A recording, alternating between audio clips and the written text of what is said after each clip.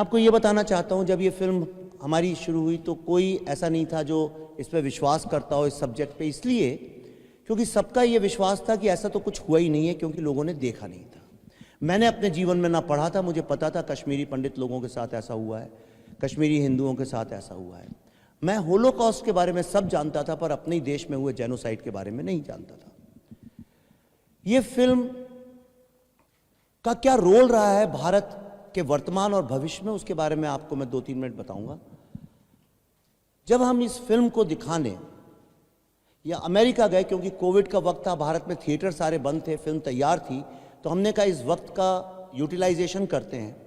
क्या ये संभव है कि एक फिल्म जो भारत में बनी हुई है वो इंटरनेशनल डिप्लोमेसी के लिए, यानी एक सॉफ्ट पावर की तरह से काम कर सके?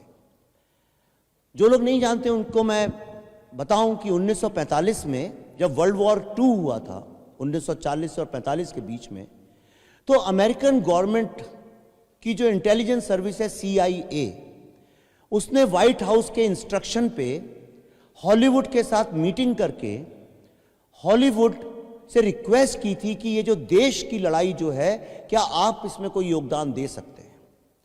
और तब सारे हॉलीवुड ने ये कसम खाई थी कि हम ये लड़ाई सॉफ्ट पावर की तरह लड़ेंगे, और सॉफ्ट पावर वर्ड का वहां से इजाद हुआ, वहीं से जो सॉफ्ट पावर की बात होती है चालू हुई।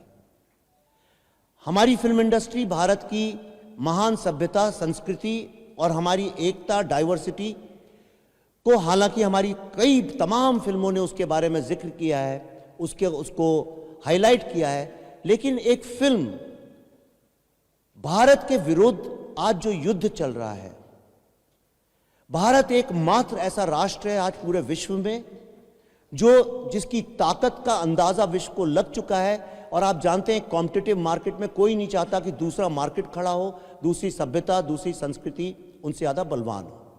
इसीलिए भारत पे लगातार तरह तरह के अटैक किए जाते रहे, खास तौर पे कश्मीर का मुद्दा। जब मैं 2018-19 में जब अमेरिका का दौरा कर रहा था इसी फिल्म के इंटरव्यूज के लिए, तो वहां पे मुझे न्यूयॉर्क में टाइम स्क्वायर में एक बहुत बड़ी, विश्व की सबसे विशाल, प्रतिष्ठित और सबसे एक्सपेंसिव एक होर्डिंग लगी थी फ्री कश्मीर के ऊपर, और उसमें कई सारे भारतीय लोगों के बच्चों ने भी चंदा दिया था, फाइनेंशियली कंट्रीब्यूट किया था। एक न्यूयॉर्क एयरपोर्ट के बाहर लगी थी। अमेरिका में एक बहुत बड़ी कैंपेन चलाई गई थी जो कि भारत को बदनाम करने के लिए, और किस तरह से कश्मीर भारत, अखंड भारत का हिस्सा नहीं है, इसके ऊपर एक कैंपेन चली थी। आपने बहुत आर्टिकल्स पढ़े होंगे वॉशिंगटन पोस्ट, न्यूयॉर्क टाइम्स में, जो भारत के ही कई पत्रकारों ने लिखे थे। तब इस फिल्म को किस तरह से, भाई साहब जरा बंद कर लें, जी हाँ, किस तरह से इस फिल्म ने कश्मीर में 16 शहरों में स्क्रीनिंग की, जिसको 36 ऑर्गेनाइजेशन, 36, सॉरी कश्मीर, US में, सॉरी 36 ऑर्गेनाइजेशंस। इतनी अभूतपूर्व बात है। जिस तरह से हॉलीवुड 1945 से पूरे दुनिया में एक सॉफ्ट पावर की तरह लोगों को बता रहा है, आप दुनिया के किसी भी कोने में जाके किसी भी बच्चे से पूछिए विश्व की सबसे महान कंट्री और सबसे स्ट्रांग डेमोक्रेसी कौन सी है। आपको तंजानिया में बैठा बच्चा, कश्मीर में बैठा बच्चा, शिलोंग में बच्चा बैठा, जो उसका कोई पॉलिटिक्स से लेना देना नहीं है, जो ना तो CNN सुनता है ना न्यूयॉर्क टाइम्स पढ़ता है, वो भी आपको बोल देगा अमेरिका। ये कैसे सीखा उनने?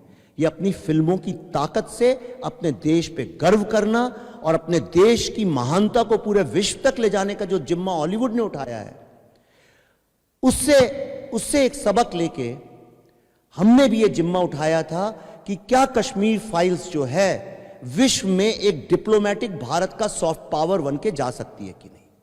और इसीलिए एक जिद के तहत हमने इसको अमेरिका में घूम घूम के सब जगह दिखाया, और हमारा फोकस इंडियन लोगों को दिखाना नहीं था, हमारा फोकस था अमेरिकन्स को, ब्लैक्स को, वाइट्स को, हिस्पैनिक्स को, बाकी लोगों तक ये बात पहुंचाना।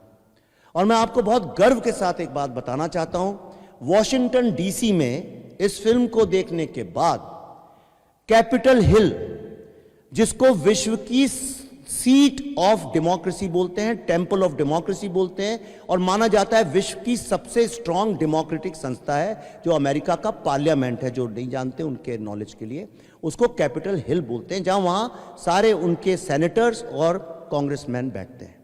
वहां पे इस फिल्म के लिए एक कांग्रेशनल रिसेप्शन रखा गया। उसमें वो भी कांग्रेसमैन जो कि Kashmir anti India Kashmir campaign में सॉफ्ट इनडायरेक्टली या डायरेक्टली इन्वॉल्व थे, उनको भी आके अपनी स्पीच में कैपिटल हिल की छत के नीचे कहना पड़ा कि this was not an exodus, this was a genocide.